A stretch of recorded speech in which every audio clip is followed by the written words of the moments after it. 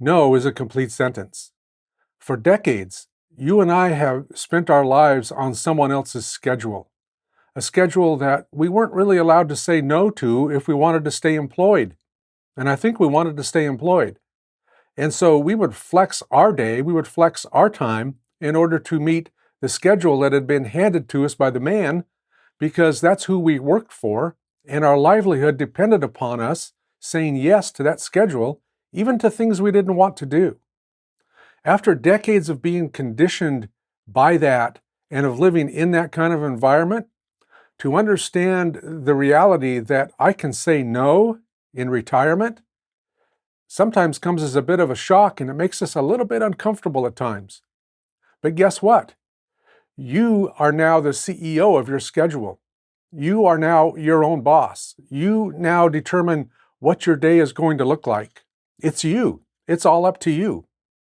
It's not up to a supervisor or a manager who's given you goals to meet, who's giving you performance reviews and telling you where you don't measure up. That isn't who you are anymore in retirement. You are the owner of your schedule, not someone else. You are the owner of your day, not someone else.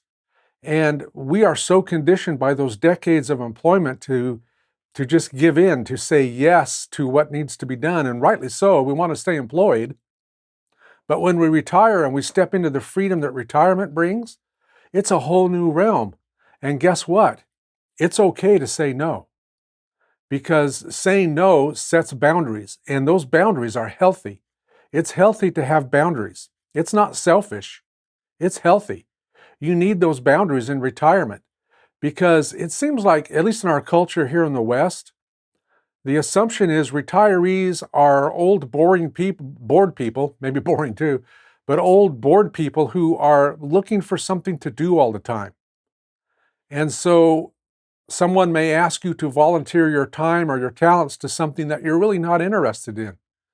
If it's something you're interested in, then there's certainly nothing wrong with doing that. Go for it. Nothing wrong with volunteering your time when and if you want to, and in the way that you want to.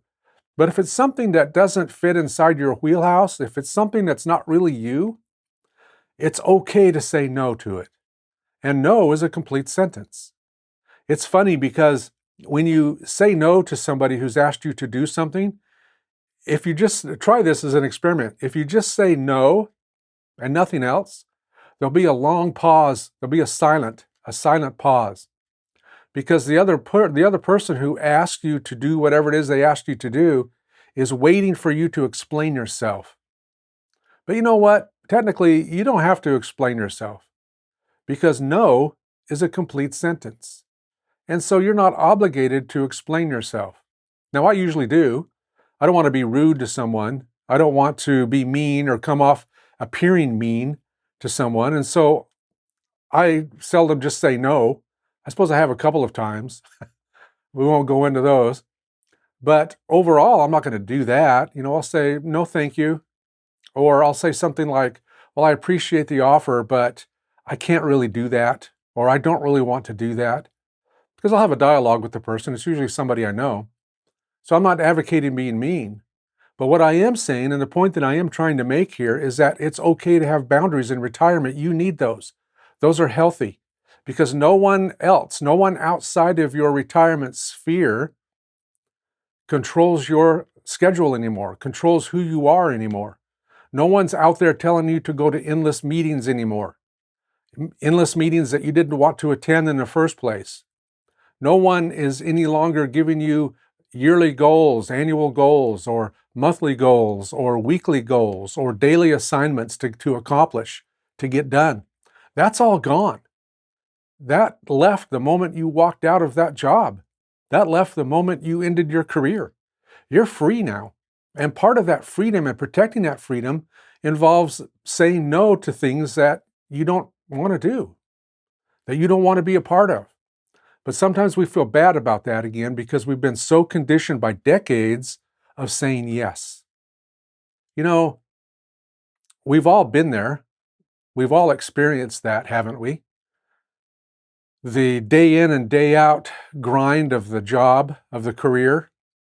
I spent 39 years in one company before I retired from it when I was 62. That's a long time. And I spent those 39 years, I enjoyed my job for the most part. I didn't dislike it, but it was just time to go. When it was time to go at the end, part of the reason that I knew it was time to go at the end is because I was getting tired. I was getting worn out by the schedule. I was getting worn out by always having to be alert and ready on someone else's schedule, of being the point man, if you will, for someone else's goals in my life that I had to accomplish, that were really, the bottom line was, those goals were meaningless to me as a human being, but they were necessary during my employment years. And so, decades again of conditioning to be able to get comfortable there. And that becomes the new norm, doesn't it, in our employment?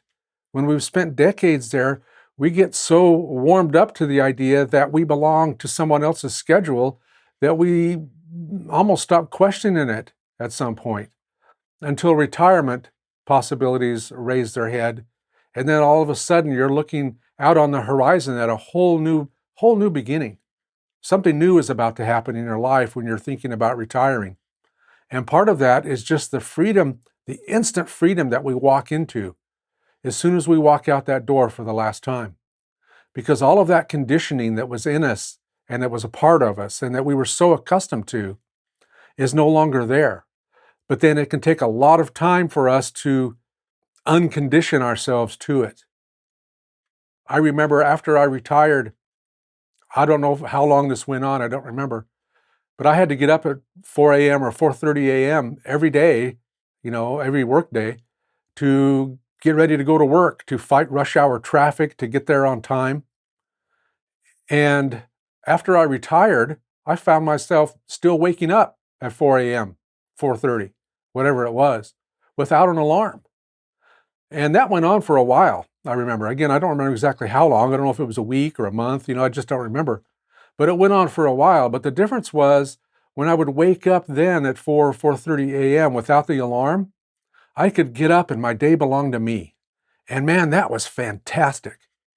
There's nothing better than that. That was amazing, because I could get up, I could have my morning coffee and not be rushed out the door. I didn't have to fight rush hour traffic. I didn't have the stress of getting to work. I didn't have that anymore.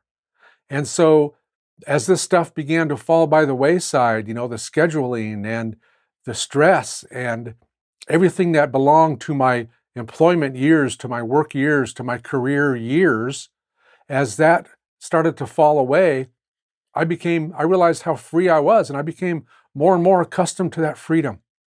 And I've had to say no a few times.